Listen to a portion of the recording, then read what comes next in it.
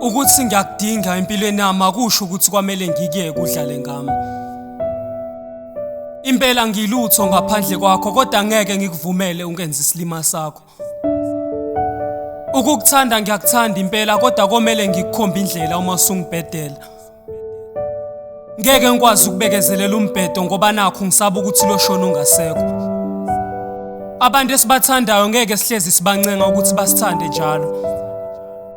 Amandl ukukubonisa uthando ayangphelela, komele siyeke musa ukuthi awu kanjalo. Phela kwesinye isikhathi umuntu ngezenzo zakhe usicelela yena uhlobo lwempatho kwezothando. Izinto ukuthi sibe ngalendlela eziy'yona manje siphendule wena, so ungaxolisi umbhedo.